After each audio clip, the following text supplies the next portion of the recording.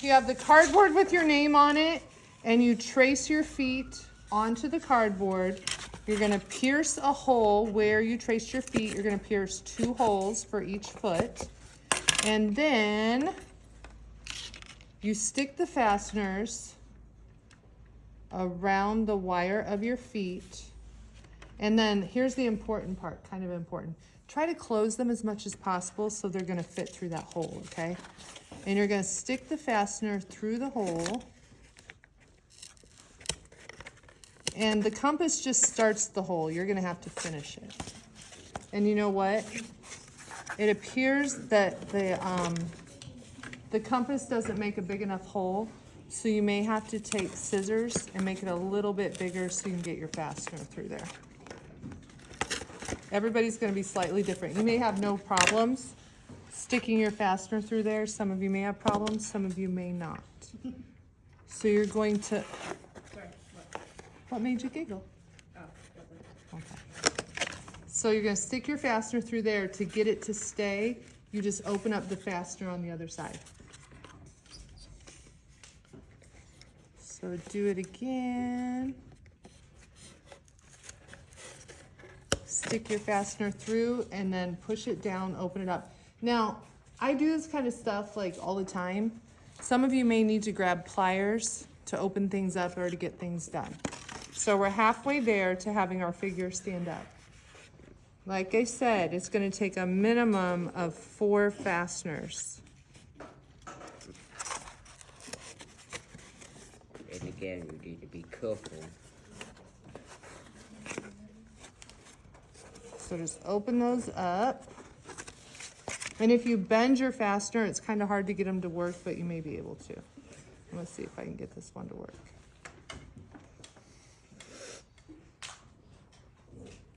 Nope.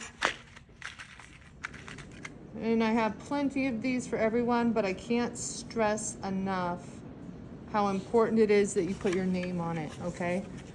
Because things do come up missing. I was in a college course once, and my ceramics professor, he had one of the students bring their dog in, and the dog sat there, and we modeled the dog out of clay. We made a sculpture of the dog. And I didn't put my name on it. I didn't scratch my name into the bottom of it. And one of my fellow students took mine and said it was theirs. I know, but whose fault was it? You. It was my fault. And because the person who took it was really not very good. And this dog, my dog was pretty good. And I'm like, that's really not yours, but I couldn't.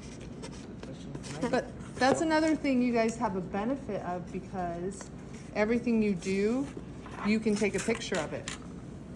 You know what I mean? And you can go, look, that's fine. Why you took the dog in art, right? You know how dangerous it is, like all like the paint and clay and stuff all over. Ow. Yeah.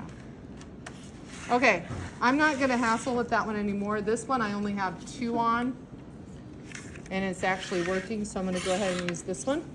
All right, so here's the next step.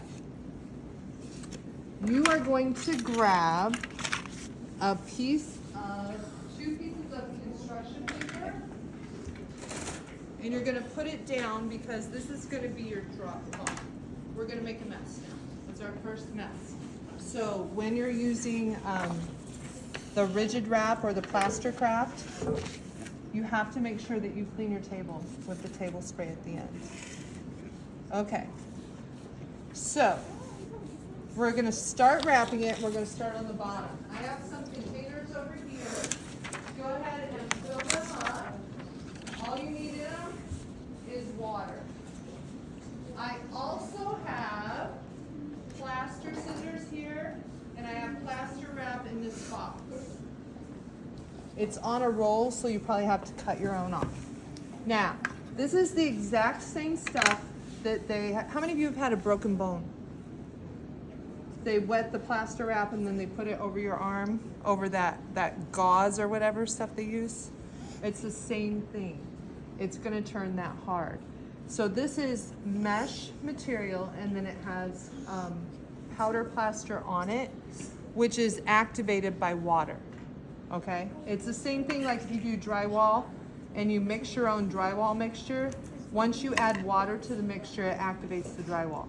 So the key in doing Plastercraft is to use the smallest strips possible. When you use big strips, you can't get them to hook around and touch each other. So you need to use relatively small strips. You're gonna dip your plaster into water and then you're gonna run your finger over it. And do you see how all those holes get covered? Because I activated the plaster. Okay. When you start, I want you to make the bottom look as good as possible because ultimately I'd like to cut away some of the cardboard, but we'll see. So you're going to take the Plastercraft and you have to wrap it on itself. The Plastercraft does not stick to the wire, okay? It'd be the same premise. You know how when you put a Band-Aid on, when you end it, you have to stick the Band-Aid to itself, like it's around your finger? Same thing, okay? So, cut small strips, and what the goal is initially, you want to get one layer on your whole sculpture. And just make sure that you work over the construction paper, and you'll probably keep your desk pretty neat, really. So when you wrap, you want to wrap as neatly as possible using tiny strips.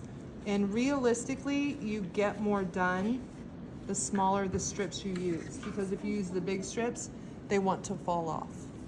So go through and get the feet done first. Go ahead and wrap both of the feet before you start doing the legs, because the Plastercraft also is going to help your sculpture stick to the cardboard.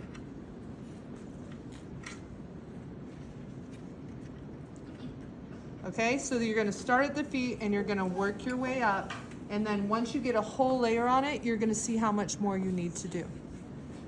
Is that pretty clear? You guys got that? All right, here's the other thing. Some of you will be able to stick these into your locker and some of you will not. You have options. If you have a short guy, you may fit down here. You can put them on one of these shelves. If not, I've cleared off these counters. Dude, my guy's huge. And we can That guy's fit only, I think, 13 3 inches. on the counter. No, he was 15. Okay. No, 18 inches. All right, so when you guys are ready, everything is out, and I know if you've done your name or not, so we'll just see. You'll have your sculpture, and we'll see.